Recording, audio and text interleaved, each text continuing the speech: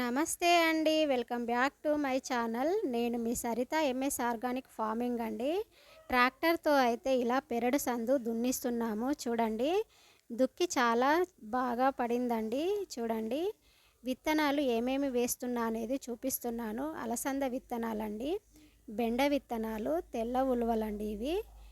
తెల్ల ఉలువలు, తర్వాత నల్ల ఉలువలండి, ఇవి నల్ల ఉలువలు. తర్వాత కందులండి, కందుల మధ్యలో తెల్ల ఉలువలు నల్ల ఉలువలు అయితే అంతర పంటగా వేస్తున్నానండి. ఒకేసారి 3 రకాల పంట తీయవచ్చండి, దాన్ని అంతర పంట అంటారండి.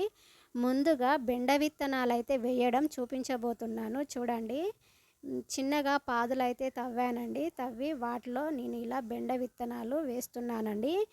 ఒక ఫీటుకు ఒక విత్తనం వేస్తే సరిపోతుందండి. వాటి మధ్య గ్యాప్ అయితే ఫీట్ ఉంటే సరిపోతుంది. కాబట్టి నేను ఫీటుకు ఒక విత్తనం అయితే ఇలా వేసుకుంటూ మట్టి అయితే కూడుపుతున్నా చూడండి. మట్టి చాలా గలగలా ఉంది కదా, ఇలా ఉండడం వల్ల విత్తనాలు తొందరగా మొలకెత్తుతాయండి. కాబట్టి ఇలా అయితే నేను బెండ విత్తనాలు వేయడం అయిపోయిందండి. ఇక కందులు వేయడానికైతే నేను లైన్స్ అయితే గీస్తున్నానండి. ఎందుకనంటే మనము ట్రాక్టరు రూట్వేటర్తో దున్నింది కదా అండి, మనకు లైన్స్ అయితే ఉండవు. మనం నాగలితో అయితే మనము వేస్తే మనకు ఒక లైన్ అయితే ఏర్పడి దాంట్లో వేసుకుంటూ వెళ్ళేదండి. కానీ ఇప్పుడు రూట్వేటర్తో దున్నింది కాబట్టి దీంట్లో లైన్లు మనమే గీసుకొని నేనే గీసి ఇలా అయితే కందులు వేస్తానండి. లైన్స్ అయితే గీస్తున్నాను ఇలా. ఈ లైన్ మధ్యలో చూడండి కందులు అయితే చూపిస్తున్నాను. ఈ కందులు అయితే వేస్తున్నానండి ఇలా లైన్ మధ్యలో. ఈ కందులు ఇలా వేసుకుంటూ వెళ్తున్నానండి. కందిసాల మధ్యలో వెడల్పు అయితే 3 నుండి 4 ఫీట్ల దూరం అయితే వదిలిపెట్టాలండి. కాబట్టి అందుకే ఈ కందిలో నేను అంతర పంట వేయబోతున్నానండి. ఆ 3 నుండి 4 ఫీట్ల వెడల్పు జాగా ఊరికేనే కలుపు మొక్కలు వస్తాయి కదండి. కాబట్టి మనం అంతర పంట వేసుకుంటే మనకు ఎక్కువ లాభం వస్తుంది. కాబట్టి మనం ఏదైనా ఉలువలు కానీ, పెసర్లు కానీ, నువ్వులు కానీ, పల్లి కానీ ఏదైనా అంతర పంటగా వేసుకోవచ్చండి. నేనైతే తెల్ల ఉలువలు నల్ల ఉలువలు అయితే వేద్దాం అనుకుంటున్నాను. ఈ కందులు అయితే వేయడం అయితే అయిపోతుందండి చూడండి. ఈ లైన్లు గీసిన లైన్లలో అయితే కందులు వేసుకుంటూ వెళ్తున్నానండి. ఇలా కందులు వేసిన తర్వాత నేను తెల్ల ఉలువలు నల్ల ఉలువలు అయితే వాటి కందిసాల మధ్యలో అయితే వేస్తాను చూడండి.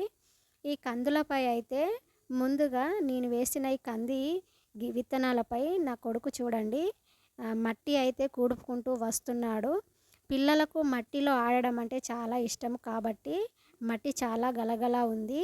కాబట్టి తను సంతోషంగా ఇలా అయితే మట్టిని కూడుపుకుంటూ ఆడుతూ పాడుతూ సంతోషంగానైతే నాతో అయితే ఇలా పనిచేస్తున్నాడండి. నాకు చాలా హెల్ప్ చేస్తున్నాడు. మన చుట్టూ వాళ్ళు ఇలా తిరుగుతూ వాళ్ళైతే మనం చేసే పనులను చూడడం వల్ల వాళ్ళకు కూడా ఒక అవగాహన వస్తుంది. కాబట్టి తల్లిదండ్రులు ఎలా కష్టపడుతున్నారు అనేది పిల్లలకు కూడా అర్థమవుతుంది కదండి. కందిసాల మధ్యలో అయితే నల్ల ఉలువలు తెల్ల ఉలువలు అయితే వేస్తున్నానండి. అంతర్ పంటగా ఈ 2 రకాలైతే వేస్తున్నాను. ఈ 3 పంటలు మనకు ఒకేసారి వస్తాయి కాబట్టి ఇలా వేయడాన్ని అంతర పంట అంటారండి. మనకు కంది పంట, ఈ ఉలువలు అయితే ఒకేసారి పంట వస్తాయి కాబట్టి అంతర పంట అంటారండి. ఈ వీడియో కనుక మీకు నచ్చినట్టయితే లైక్ చేయండి, షేర్ చేయండి, సబ్స్క్రైబ్ చేసుకోండి. Thank you.